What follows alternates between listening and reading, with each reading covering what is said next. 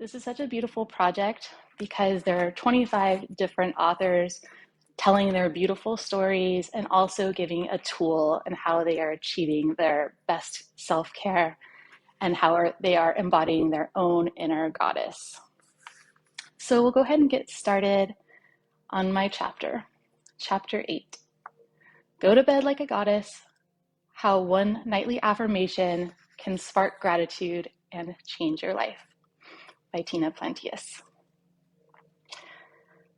I couldn't believe I was standing in a puddle of my own blood, with only a t-shirt and panties on, surrounded by strangers as I closed my eyes and tried to remember to breathe. I felt a horrific pain in my stomach, like a punch to the gut. I looked down and saw I had cuts all over my body. What the fuck just happened? My stomach and my legs looked like I had been involved in some sort of brutal knife fight. I could not believe my eyes. In a panic, I hobbled through shards of glass, cutting the bottom of my feet, making my way just inside the door to scream for help. As I called for help, I assessed my body and saw a large piece of glass sticking out of my hip. My body was hot and tense. My husband Will was running towards me, pulling up his pants, rushing from the bathroom. "What happened?" he exclaimed. I tell him. A glass bottle exploded in my hand when I tried to pick it up as I was crying. He was trying to get a look at this large fragment protruding from my hip. I'm looking to him to read his face and reaction to see how bad this is. He stays calm. He is the calmest in tense situations. So this scared me because I looked to him to indicate how I should react. I tried to remember to breathe as my body started to get weaker. At this point, our daughter Jasmine comes in, still rubbing her eyes from just waking up, and asks, "What's going on?" She starts to approach and can see how bad the situation is. While her dad is kneeling to look closer, I purposely try not to look, as I can feel blood dripping out of my body. Looking to see if he should pull it out, Jasmine and I both exclaimed, "No! We don't think you should pull it out." I told him we've seen one too many Grey's Anatomies to know, do not pull it out. "Call 911, Jasmine," he yelled as the blood continued to pool on the floor around my feet. As Jazz called 911, Will was holding a towel around the area. He asked her to bring me a long t-shirt before the first responders arrived, since I was half naked due to our weekly weigh-ins. Within minutes, they pull up. I'm so thankful to have a fire station just around the corner. I stood there trembling, vulnerable, bleeding, scared, and half naked, surrounded by what felt like a dozen first responders evaluating me. Okay, I may be being dramatic, but when you're standing there bleeding with your buns out, then even a few can feel like an audience. First responders observed my blood pressure dropping, and I was whisked away by ambulance to the nearest hospital. I was laying on the gurney when all of a sudden I was shaking, feeling a crazy amount of pain through my right leg. I asked the EMT next to me what was happening. She said the adrenaline from the initial shock is probably starting to wear off now, and I may be experiencing the pain. Holy shit, she was right. My body had never experienced this before. What is happening? Am I going to make it to the hospital? Is this the end for me? I arrive at the hospital and get taken to an emergency room to be assessed. Doctors hovered over every inch of my body. They were doing an ultrasound on my stomach when a white-haired man with big blue eyes approached my face and stared into my eyes so deeply I felt a chill in my soul.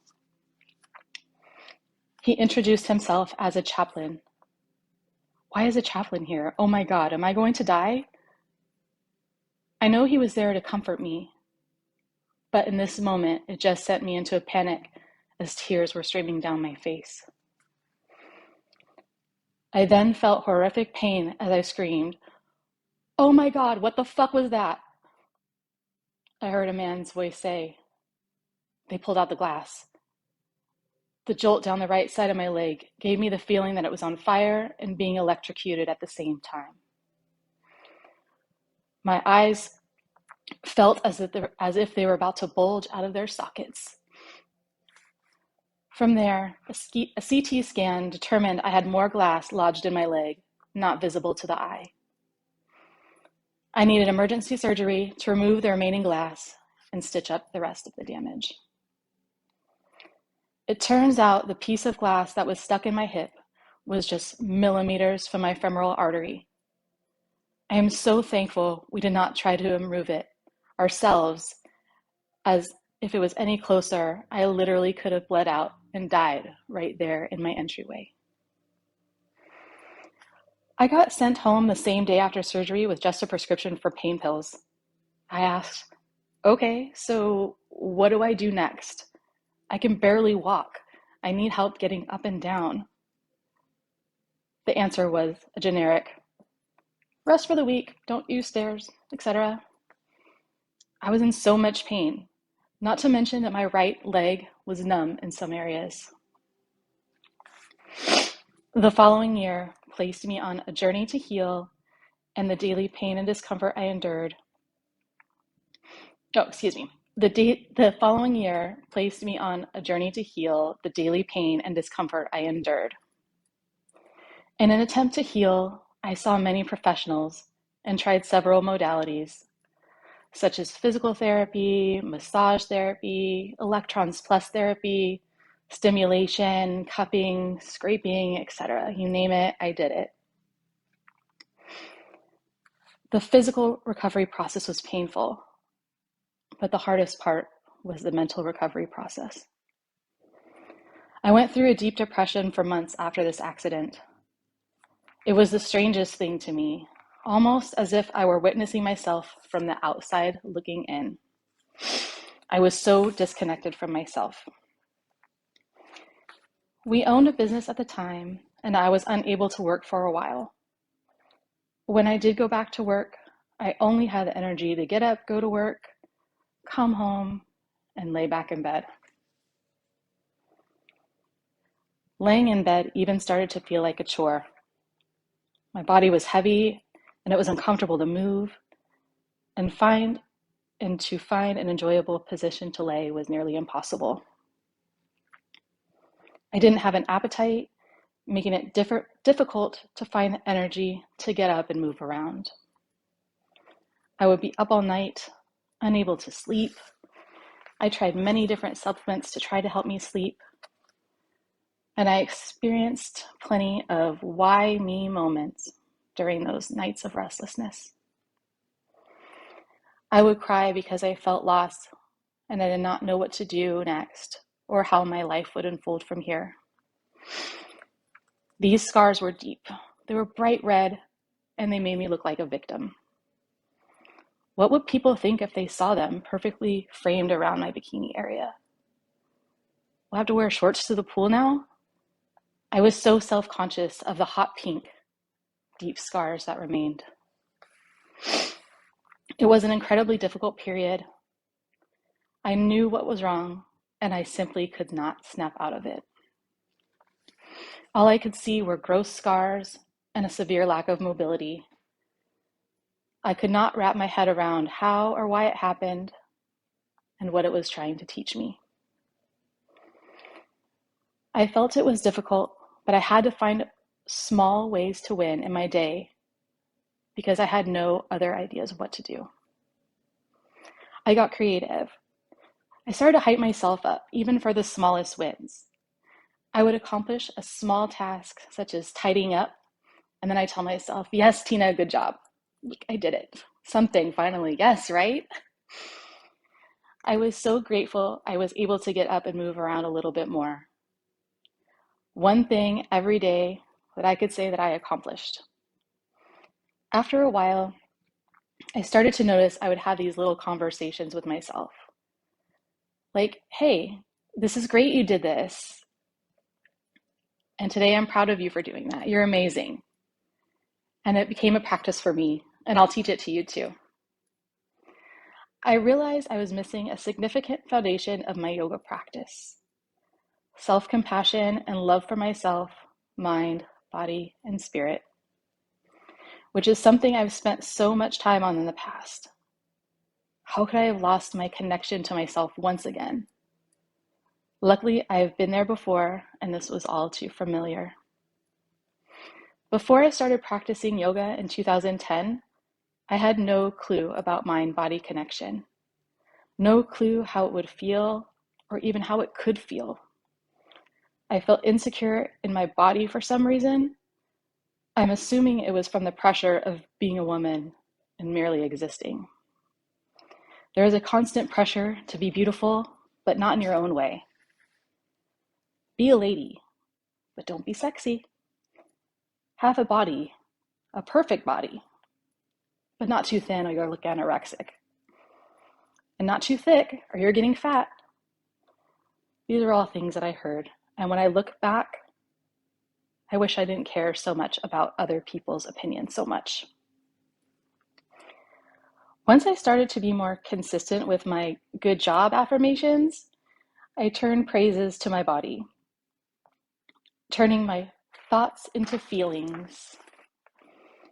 How did I feel in my body today? What did my body get me through? How could I thank my body instead of criticizing it? Even with all my scars, I can still love my body. And most days, my nightly affirmation is simply, thank you, body. Good job. You got me through this day, and I love you. Today, outside opinion doesn't matter to me. It's my body and my rules. I love my body so much, and I love it for me and for no one else. It's the most personal relationship I will have in my life, and I am only concerned with what makes me happy when I look in the mirror. I learned that it was the power within me to turn it around. Instead of giving my power away to the circumstance, I was able to turn my focus to me and what I could control, my thoughts. You are the key to it all. You never need to look outside yourself to find validation. You can be your own hype person and your own inner goddess. And the tool. Not everyone goes through something as traumatic as I described in my story, but many are overwhelmed right now. The weight of the world alone can cause one anxiety. I had to start with small wins. They were small, but they were still worthy. This is the way to begin the practice of building yourself up.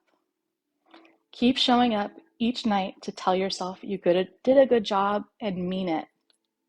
Keep building on your list each day. You are slowly changing your mindset to a level of gratitude. Keep this practice up and notice how it changes your life. It is quite simple, and for a good reason. When life gets crazy sometimes, we just need a bite-sized action item that is so simple and easy to remember and is always with us. At the end of your night, right before you're about to go to sleep, close your eyes and repeat the following. Either use your name or your goddess nickname. You did a good job. Goddess Tina, you did a good job.